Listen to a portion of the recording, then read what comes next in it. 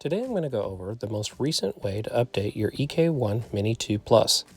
In my previous EK1 Mini video, I showed all the steps on how to update and begin tuning your EK1 Mini through 6 Elements Tuning Portal. This time, I'll show the steps on how to update your EK1 Mini using EK1Tuning.com's website. I will have a link to their website in the video description. Also, if you don't own an EK1 Mini yet, I will have a link in the video description to where you can buy one today from N75 Motorsports. Before you begin updating your EK1 Mini, you'll need to make sure that you have a PC and USB-C cable. Please note that not all cables will work for some reason. I ended up using one of my PS5 controller cables, which seemed to work fine. You may have to try a couple of cables to find one that works properly. If you purchase your EK1 Mini2 Plus from N75 Motorsports, their kit actually does include a USB-C to USB-C cable so that you can connect your EK1 Mini to your PC. You will need to download and install the EK1 Tool program before you can download the firmware and then upload it to the EK1 Mini. This program used to be available through 6th, but now can be found on EK1Tuning.com. Before you can download the program, you'll need to create an account with EK1Tuning.com. In the upper right-hand corner of the main website, click Join. Now create an account by entering your personal information such as your name, login ID, password, and email address. Next, enter your tuning information. This will include your EK1's serial number, the last 6 digits of your vehicle's VIN, vehicle manufacturer, vehicle model, fuel type, transmission type, and ECU ID. I did not enter my TCU ID or WIN OLS ID. Once you have an account created with your tuning information, you will be given full access to the website. With the account created, you can go to the tech support link at the top of the page and click on Download Software from the drop-down menu. Click on EK1 Tool version 1.19 zip file.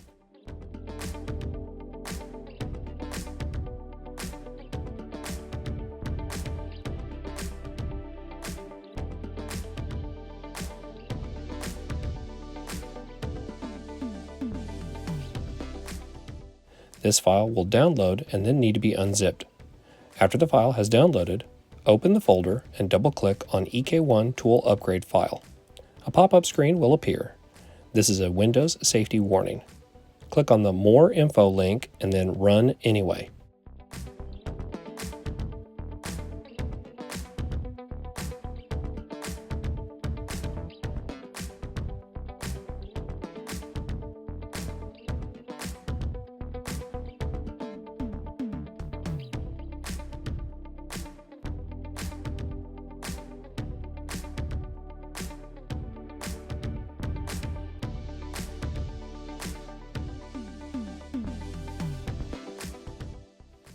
With the new program installed, you can go ahead and open it.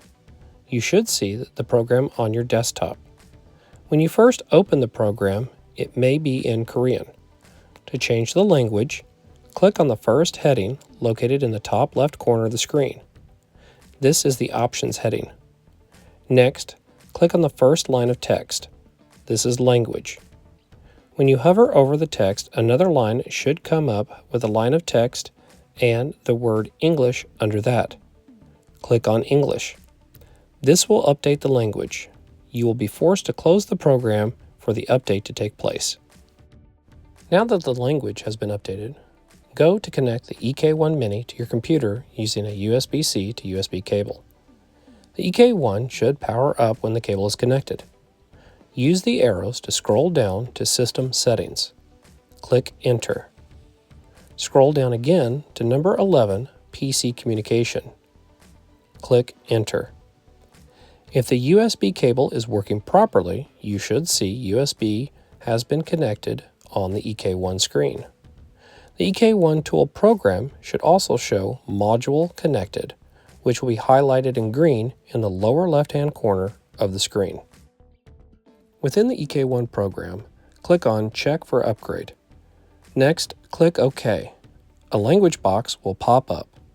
From the drop-down, select English, then click on the lower left box for OK. The program will check for new firmware versions. Highlight EK1 Tool and click on Start Upgrade. I found when I clicked on Start Upgrade, the program detected a newer version of the software, which required the program to restart.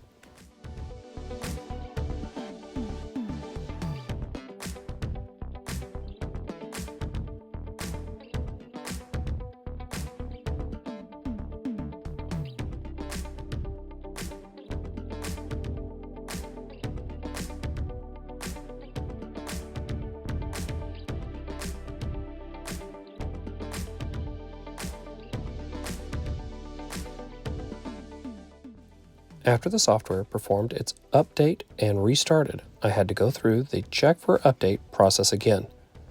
This time, when I highlighted the EK1 Tool file and hit Start Upgrade, the EK1 Mini began to update its firmware.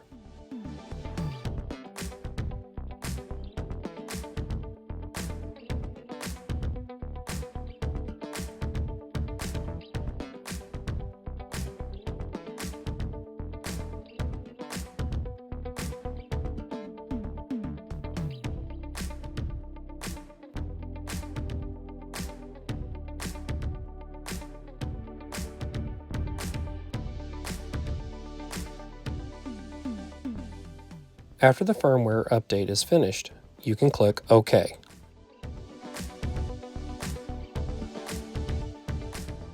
To verify the firmware has updated successfully on your EK1 Mini, go to System Settings, then System Information. The firmware versions on the EK1 Mini should match the versions on the EK1 Tool screen. Once you verify the versions are correct, you can unplug your EK1 Mini and close the EK1 Tool program.